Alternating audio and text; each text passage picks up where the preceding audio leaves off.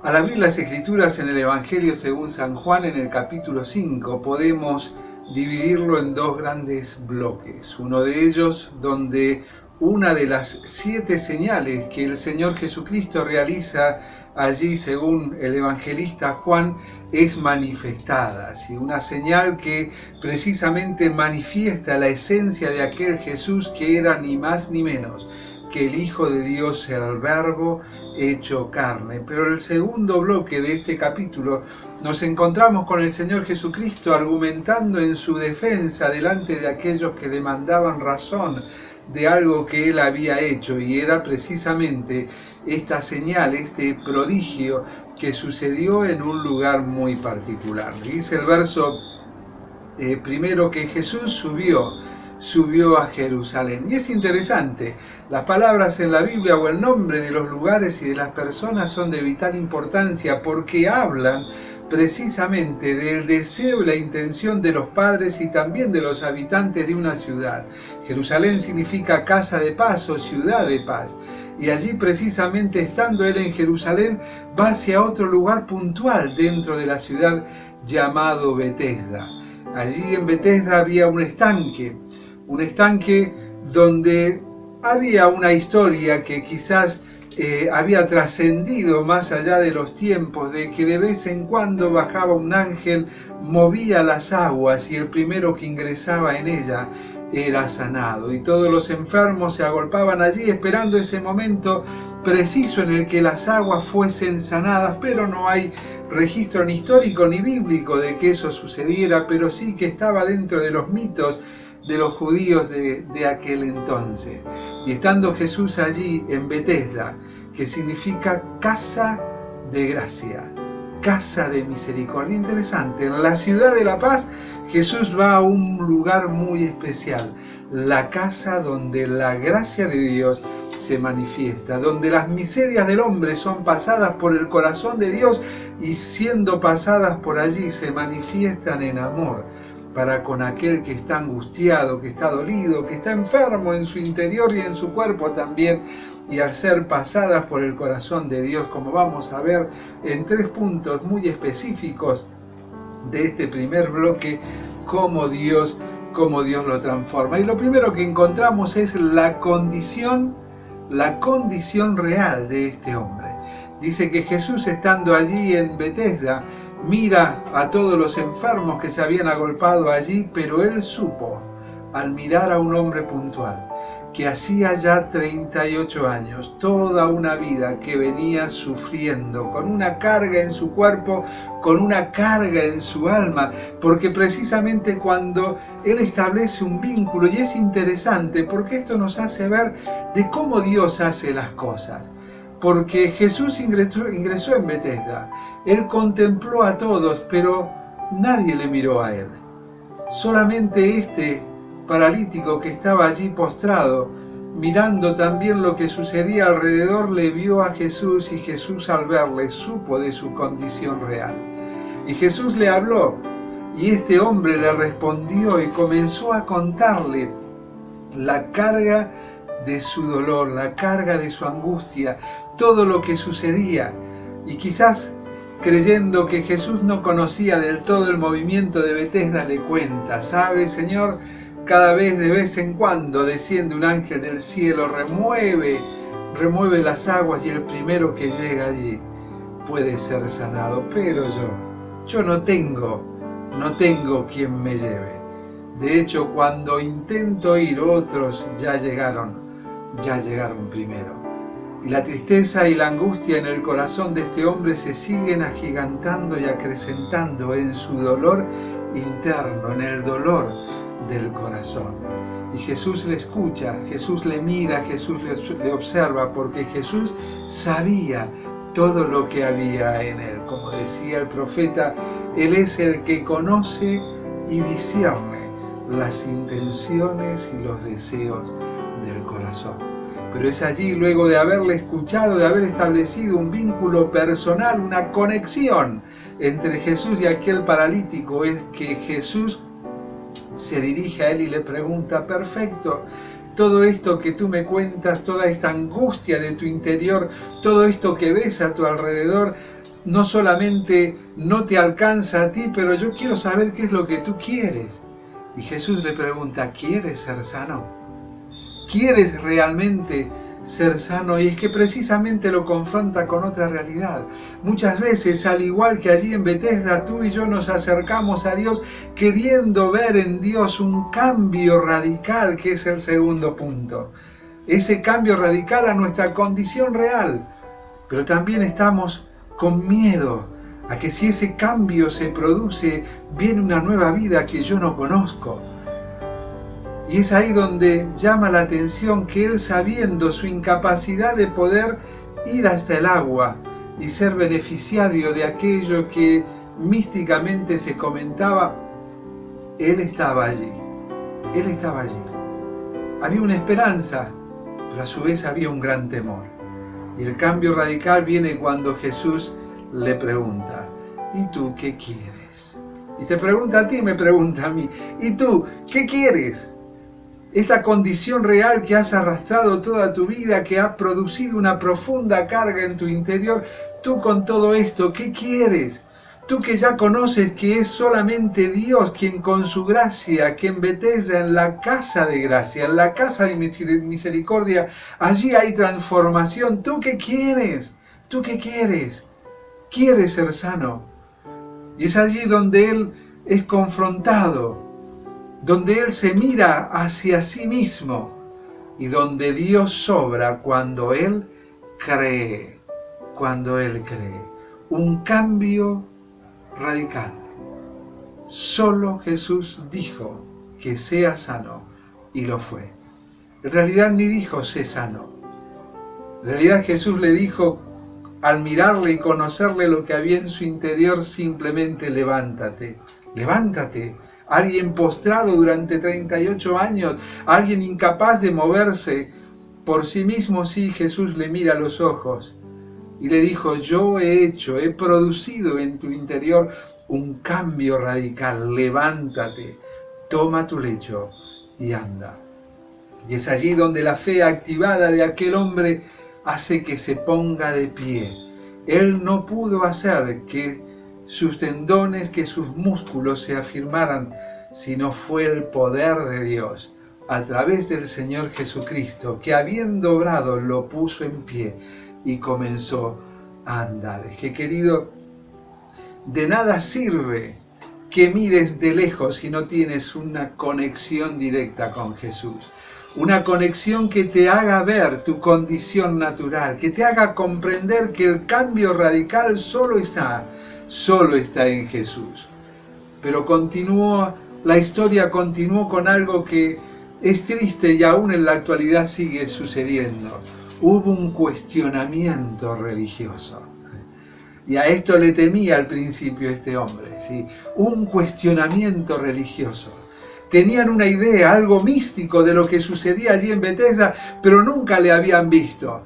Y de repente uno de los que estaban allí, de los que no podían hacer nada por sus propios méritos, sale caminando en un día especial donde ellos tenían en su ley que muchas cosas no podían hacerse.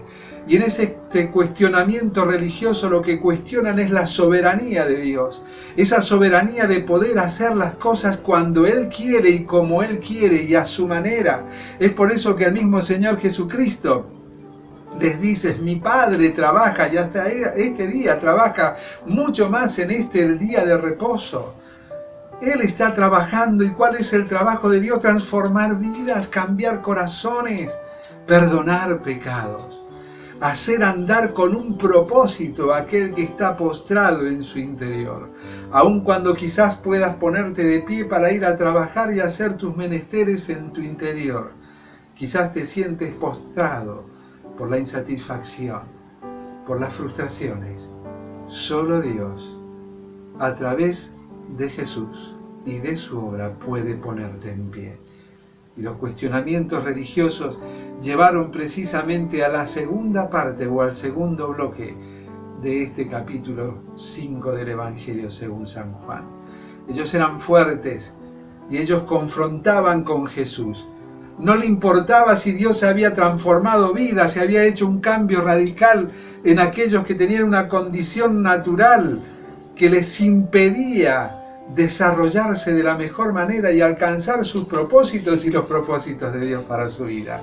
Y tenían un cuestionamiento religioso como si el desarrollo de costumbres o usos religiosos fuese el que transformara las vidas. No hay registro, puede transformar tu rutina, pero no puede cambiar lo que hay en tu interior. Y es allí donde Jesús, mirándolo a ellos pueden leer toda la situación y darse cuenta que en primer lugar Jesús sana. Jesús sanó en aquel hombre la aflicción de su corazón. Sanó la aflicción de su corazón que era fruto de una enfermedad que durante 38 años le agobiaba. De la misma manera Él puede sanarte de la enfermedad que te agobia, la enfermedad del pecado. Jesús salva. Lo salvó de las consecuencias de esa condición natural. Lo salvó de la consecuencia de vivir frustrado, tirado, agobiado, y lo puso en pie, le dio propósito a su vida y lo encaminó. Anda, anda, ve a tu casa, ve a los tuyos, cuéntale las maravillas de Dios. Pero le hace una recomendación tremenda a la vista y oídos de ellos, pues le dice: mira, ya has sido sanado.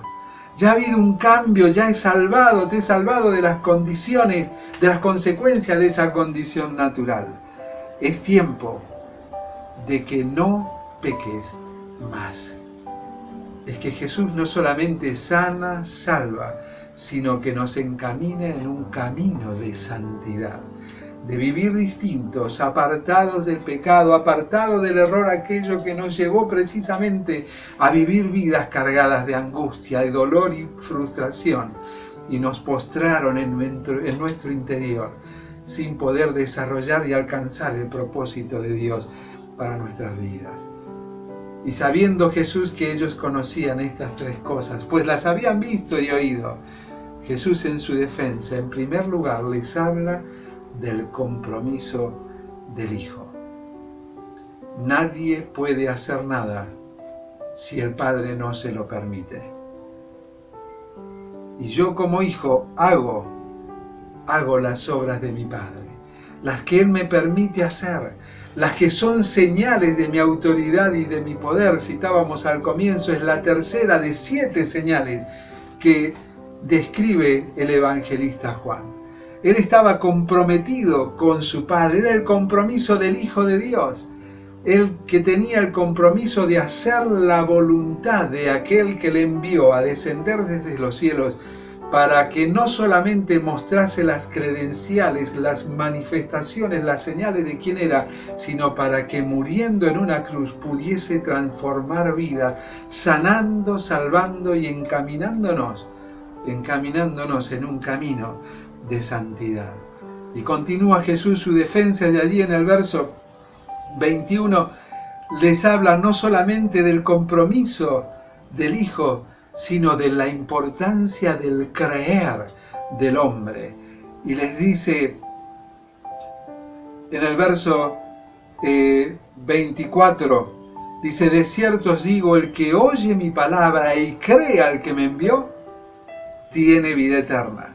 Y no vendrá condenación, mas ha pasado de muerte a vida. El que oye mi palabra y cree en el que me envió, será sano de la afección del alma que lo condena. Será salvo de la condenación eterna en el mismo infierno. Ha pasado de muerte a vida. Hay una novedad de vida, un nuevo camino, un camino de santidad en el cual debemos andar. Jesús los confrontó con el creer del hombre. Esto no es solamente cuestión de Dios, es una cuestión de lo que pasa en tu corazón.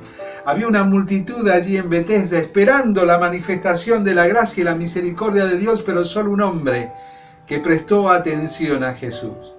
Es que muchas veces tú y yo buscamos a Jesús prestando atención en nuestra propia necesidad y en nuestro propio deseo.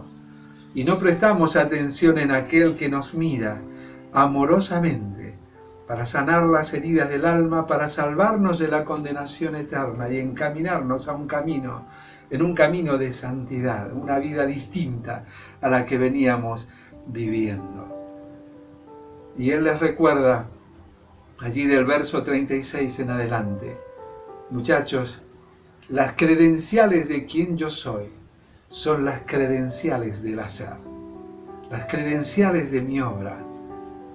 Vino antes Juan, dice, y dio testimonio de mí, porque las obras que el Padre me dio para que cumpliese son las mismas obras que yo hago, y estas dan testimonio de mí, y Dios el Padre, de que Dios el Padre me ha enviado, que Dios el Padre me ha enviado. Las credenciales de que Jesús era Dios, era el Hijo de Dios, fueron sus obras, estas señales que eran necesarias en ese tiempo, eran necesarias, pues Jesús venía por primera vez y debía demostrar, presentar las credenciales a través del hacer de que Él era el Hijo de Dios, el Mesías prometido. Querido, que en esta hora, donde hemos dado un nuevo paso para crecer, puedas mirar tu condición real delante de Dios.